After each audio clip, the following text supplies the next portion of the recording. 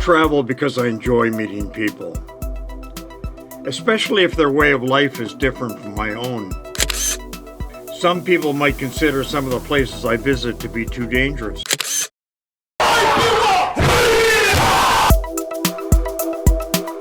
Dancing in a Minefield is my story.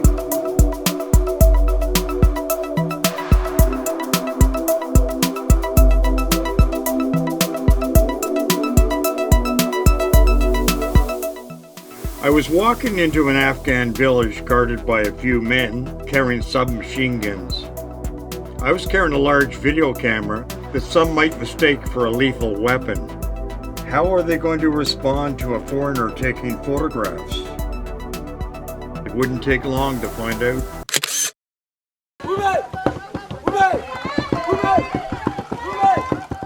After reading his book, Song from the Forest, I traveled to the Central African Republic to interview author Louis Cerneau and hopefully photograph the lifestyle of the Bayaka forest people.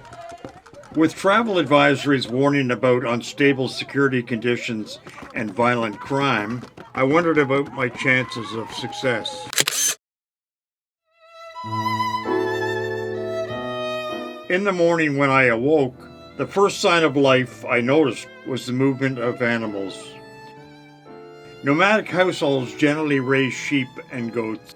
The family used to own camels, but over half of them died in the last drought, and the remainder had to be sold to pay off debts.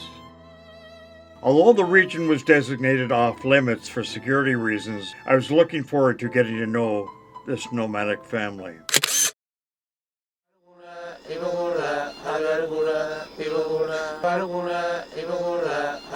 The Huli Wigmen were well known for growing wigs from their own hair as a ritual of initiation. Young Hulis must learn the process of becoming a man and the fundamentals of Huli culture. When I heard that the Nagas had elaborate tattoos, facial piercing, and wire pennants depicting severed human heads, I just had to go to Nagaland to see for myself.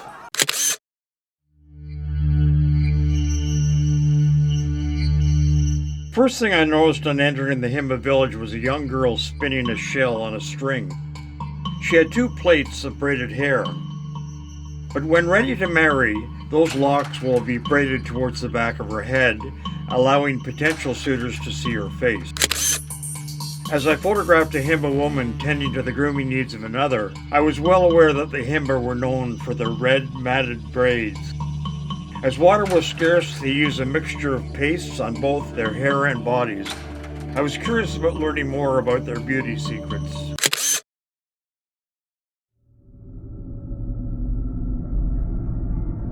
Perhaps I was wrong in deciding to go to Yemen in the late 90s. Now that we were here, I could only hope for the best. In the future, I needed to find more reliable sources for information on the situation on the ground to better determine the level of risk.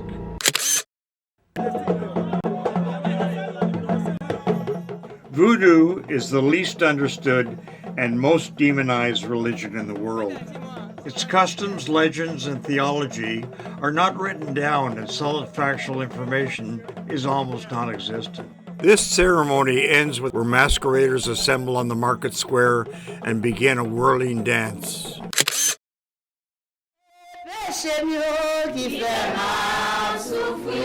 Voodoo is like a very complicated puzzle. You will know and understand voodoo as much as you can see between the blinking of an eyelid.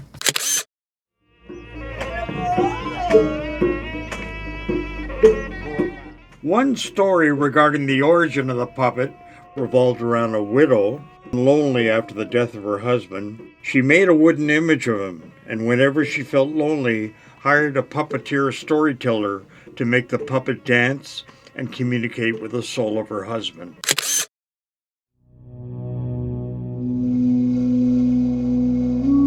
In this village, everything floats on water. The cafes, shops, chicken coops, fish ponds are kept from sinking by boat hulls, barrels, or bunches of bamboo.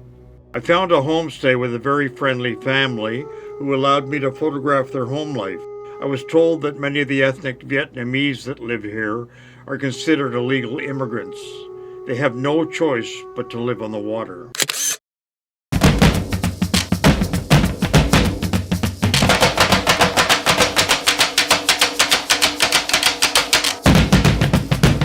This was in a reenactment of their first coming to Belize in 1802. The crowd marched their way to the Sacred Heart Church, where a traditional mass was held. I watched the congregation sing, sway, and pray.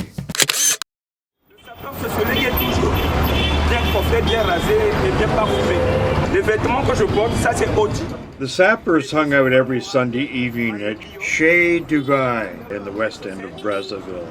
According to many locals, the sappers bring a cultural richness to an otherwise bleak world. When sappers strut down the streets in their elaborate wardrobe, Brazzaville comes alive.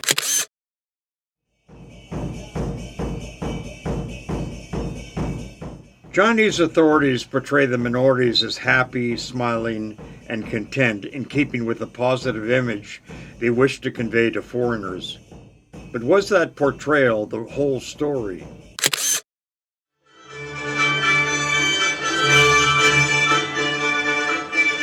Critics of Chinese approach to ethnic tourism claim that minorities have traditionally lacked the power and control to determine exhibition content. Could China do a better job of educating the public on the lifestyles of their indigenous peoples? Of course. Do Western countries do any better? I think not. When I heard that there were cowboys in Lesotho, I just had to go to check out the validity of that claim. It brought me back to memories of Mel Brooks' 1974 comedy, Blazing Saddles, when Cleavon Little, playing a black sheriff, enters a redneck town on horseback. I was aware, of course, that cowboys are found in the United States, Canada, Mexico, Central America, South America, and even Hungary. But in Africa? I arrived at the family crypt as part of the reburial process. Corpses were being brought out of the tombs one by one. The host family was rewrapping the bodies in new shrouds and placing cigarettes, alcohol, or perfume in the new sheet. What happened next was anyone's guess, but it will likely compel me to re-examine my own beliefs about life and death.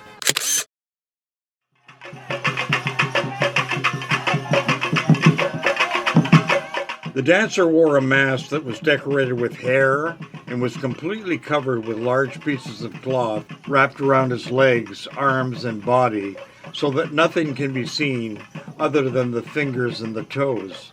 To me, it resembled an adult diaper.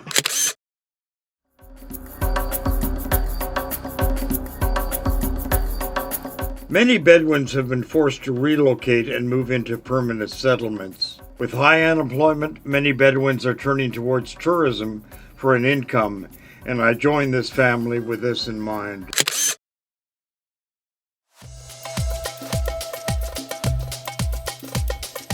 I noticed that most of the souk was covered by a metal net to protect the streets of the people below from Israeli settlers throwing garbage from their houses.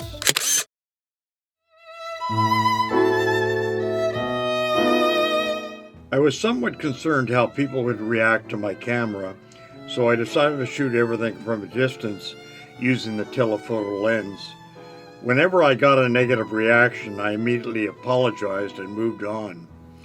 I found out later that some of the women were concerned that family members back home might see them on YouTube and their secret would be revealed. I braced myself for any confrontation.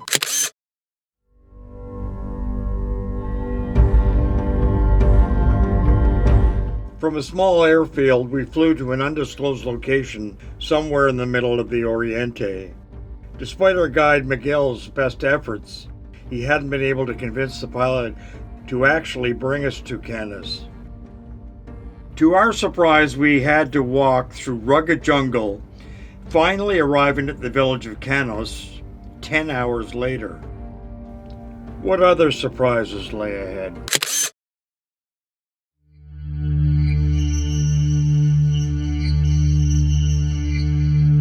The women collected the crusted salt, formed on the surface of the lake, while the men shoveled the salt blocks from the bottom at the shallow end. The salty water is toxic and very dangerous to both men and women. Women put flour in their private parts to avoid the toxic water, and the men wore condoms.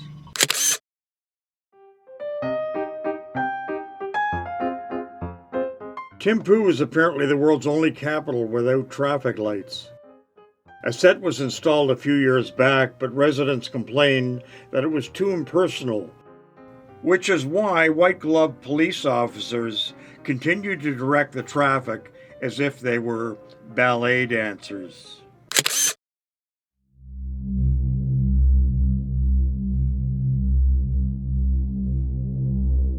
Tannery workers must stand in toxic chromium-laden water every day to soften and dye the hides.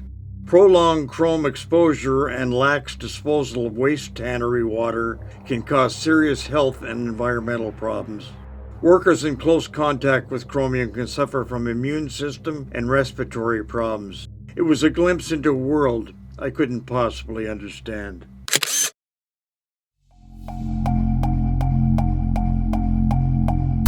Dogons have a very special way of predicting the future. To do this, an elder scribbles symbols in the sand to represent a person's questions. Peanuts were scattered over the marks, and after the sunset, a fox comes to eat the nuts and leave its footprints. The next morning, the elder interpreted the footprints and assured us that our journey back home would go well. Unfortunately, the prediction was wrong.